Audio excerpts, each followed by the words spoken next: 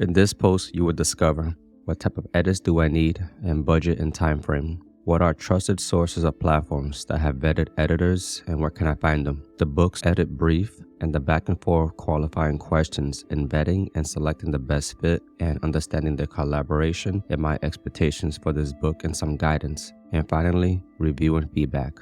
If there are a couple of expenses worth paying for publishing a book, that's professional editing and book design. However, we have incredible editing tools like Pro Writing Aid and Grammarly that catches many spelling, grammar, and style with its evolving artificial intelligence system and adapting to my writing style. However, there are still nuances in the human language that requires a human to sniff out. Knowing where to start and where to look is challenging when you are beginning. As awesome as having the internet with its wealth of information, it's also paralyzing to identify what's useful and roll with it. Luckily, I was already devouring the articles on Reedsy. Joanna Penn at the Creative Pen recommended Reedsy for vetting professionals to aid authors of any experience level. It gave me the confidence to move forward with Reedsy. Then I stumbled upon a plethora of options with editing services on their marketplace. When I arrived at Reedsy Marketplace, I underestimated the number of services available and author could feel overwhelmed by as I read through all the services available in these 4 categories: editing, graphic design, marketing, and web design. I poked around and decided to set up shop and take my time to produce the perfect book if I had a massive budget. Unfortunately, that was not my current reality. On the Reedsy Marketplace, you get to choose up to 6 services for editing: editorial assessments, developmental editing, copy editing, and proofreading, indexing, and query letter review. The latter 2 are generally not part of the direct editing experience, so the focus for me was the former 4, and here's a description about the 4 services I've selected. First, with editorial assessment. Think of this as development editing light, the right choice if you are not ready to commit to a full developmental edit. The editor will still provide feedback and suggestions, only they won't edit the manuscript directly. With an editorial assessment, you can expect a detailed editorial letter with analysis of your manuscript and specific suggestions for revision. Second, with developmental editing. This is a choice that most authors start with. It involves the editor providing guidance and feedback on big picture issues such as structure, pacing, characterization, and plot, as well as marketability. With a developmental editing service, you can expect a detailed editorial letter with an analysis of your manuscript and specific suggestions for revision, and annotate a copy of your manuscript that contains specific notes and edits. Third, with copy editing. A popular choice for authors who are satisfied with the structure and content of their manuscript and are ready to use their editing time perfecting the language to best convey their ideas and captivate their readers. With copy editing, you can expect a copy-edited version of your manuscript in a Word document with track changes so you can identify where edits were made, a style sheet listing all standard spellings and formatting which can be later be referenced by proofreaders. Finally, the fourth, with proofreading. The final stage of the editorial process, giving author the best chance of publishing a book with high quality, error-free writing. With proofreading, you can expect a final manuscript that has been meticulously proofread and corrected to professional publishing standards. I knew I needed a copy and proofreading edits, given that grammar is not my most vital skill. Weirdly, at the same time, I score high on tests, quizzes, and exams, but fall short in the practical landscape in my written work. I do make occasional efforts to improve my grammar skills. However, I prefer the help of a professional editor and software like Pro Writing Aid, which does help to an extent. Instead, I combine the 2 where I first process the edit with Pro Writing Aid before submitting it to a professional, and another pass with Pro Writing Aid after my revisions from the editor's feedback. Although I knew I was creating a poetry book, I needed more confidence about its arrangement and how to section it. Whether the stories I was telling in some poems lacked cohesion, I needed a second pair of eyes. With time, I will understand the process well enough to judge better what is required and what can I handle on my own for a book. I proceeded with all 4, starting with the editorial assessment. So many options how to choose.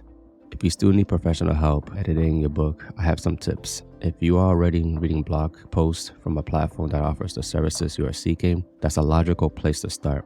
You can ask within a writing community you trust or an author you follow as a referral. My experience with devouring Reedsy articles and the Creative Pen's recommendation, which Reedsy has a vetting process to ensure you get the highest quality freelance professionals in the market, which ultimately influenced my decision to roll with them. Now, about the book edit brief. Narrowing down a pool of qualified professionals to work with was foreign yet straightforward. I had never interviewed anyone before, so sifting through the collection of editors based on their ratings, geographical location, overview, experience, service offering, and portfolio was exciting and overwhelming. While I wanted to give everyone a chance, I knew this was unrealistic. I carefully analyzed their portfolios and overviews to determine whether they emphasized poetry. If they did, Reedsy allows you to select up to 5 professionals, and you fill out a book edit brief with the following criteria and questions. Book title, set a deadline date to receive a quote by, set a deadline where you would like the project completed by, which services do you need, manuscript length and word count, genre, introduce yourself and your book details, target market, and sample work. One critical question that should have been mentioned was budget, and professional editors have different rates based on their experience. It's something to keep in mind. The next part covers the interview phase. As part of the nature of interviewing or researching and gathering enough information to make an informed purchase or decision, it comes along with making this additional effort to pay attention to both sides of the conversation. I have a way of asking many questions. I don't easily part with my money until I'm confident enough to take the plunge on any commitment. As my first time working with someone on a book, I had no prior experience, except articles and books outlining what to ask and expect to identify the right fit for both parties. After several back and forths with 5 professionals, one declined the project because they believed I needed more time. I explained this was my first time, which implied they wanted someone with a little more experience and knowledge than I had assumed. The remaining 4 had different engagement levels to my questions, and a few had rates that were a wee bit outside my budget scope, which you rarely find on their profile unless they specify it there. A professional who showed interest in the job rather than throwing in an offer letter became the deciding factor. This professional showed interest by asking well-considered questions. I felt the enthusiasm for their passion for poetry, and several messages with questions I had. They always responded professionally and patiently, and we decided to proceed with the project collaboration. During the editorial assessment phase, before my editor received my manuscript copy, I provided a few expectations about the manuscript format along with the poem title and poetic form, and then I released it to her. About 11 days later, I received an editorial assessment that helped me to come up with novel ideas for how to present the book to readers based on the details and recommendations concerning the arrangement of poems by dominant themes and sections under these sub-themes. In her assessment, she included a recommendation for the title, which was the opening poem that helped introduce the rest of the collection. In the evaluation, there were also unpleasant parts, which is the nature of the profession. For example, some poems were part of a series where one was outstanding and overshadowed the other. She recommended to rewrite to bring it up to par with the complementary poem. She mentioned some of the poems were not up to snuff with the rest of the collection, but I learned that's just what's expected in creative artist work. It's like how every album an artist produces will have very few songs that are the best singles, and the rest will be lucky if they achieve the same renown as those golden gems that hit the Billboard Top 100. In poetry, some poems resonate more on a visceral level than others. Some are more philosophical in the message than pure emotion. Plus, there's a level of comfort and skill the artist has with various forms and elements. For instance, I feel more comfortable writing a villanelle and sonnet than I do writing a free verse. I understand the rules for the former, whereas the second depends how well a writer knows their writing voice through style, diction, and tone. While my editor and I were involved in several exchanges about which poems to remove or keep in the collection, I tried to step back objectively to think about the quality and thematic relationships between the verses. I then removed the few I would not include and revised some into their thematic section that plays into the overarching theme of romantic love throughout the collection. I opened and closed with poems about love on a cosmic scale. I then drilled down into more earthbound shared themes of love, such as pining and heartbreak, which are explained in the book's introduction section. You can read a copy of it on my website. Now onto the next part, the developmental edit. Developmental editing is odd to encounter when poetry is not focused on narrative, characters, and plot arc, to name a few.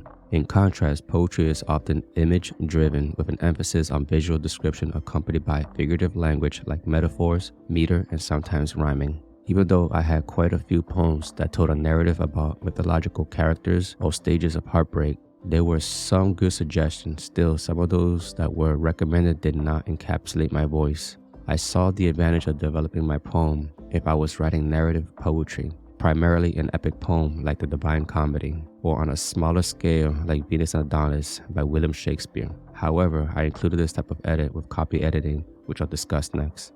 This is where my weakness lies: grammar, grammar, and grammar. I love to meet authors who can equally edit their work with precision because that's a skill I'm still developing.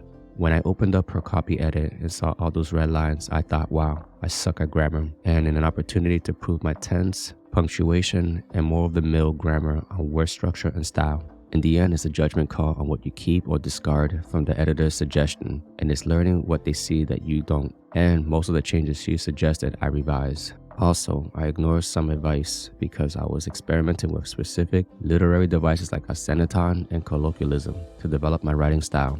I was trying to convey an artistic message rather than being grammatically correct.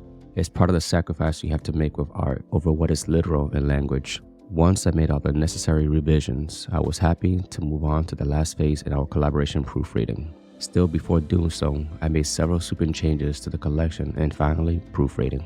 By this stage, there was a lapse between copy and proofreading about 2 months. I could make additional revisions and get caught up in the next phase of book production, collaborating with a book designer, and publishing and marketing strategy. In this last stretch, I tightened what I needed in that gap, and proofreaders caught any grammar, spelling, punctuation, and layout errors. I read through her red pen corrections and was happy with most of what she spotted. I finally closed a chapter on the editing collaboration that spanned over 5 months. The gist. When searching for an editor to work with, it's helpful to run through your edits with software like Pro Writing Aid to clean it up as much as possible before the handoff. With that said, some of the most popular places to find an editor are closer than you think by the blogs you read or recommendations offered from existing writing communities or authors you admire. When dealing with the marketplace, you must identify an editor who matches you and your book well. It's a bit more involved compared to a site that doesn't let you specify multiple professionals to choose from. Be specific in your brief, and it's okay to ask questions even when you think you're being unsure. It's worse to get stuck on a project with someone where the collaboration is more of a hassle than a teamwork based for the success of the book for the reader. The collaboration is where the magic happens. Don't treat it as a one-way relationship where you hand off. The editor makes the correction and you accept everything thrown under the sun. The book is ultimately for the reader. In the long-term interest of readers, both the author and professional editor create the best quality experience for them, including asking questions, bouncing ideas, and finding harmony in the end.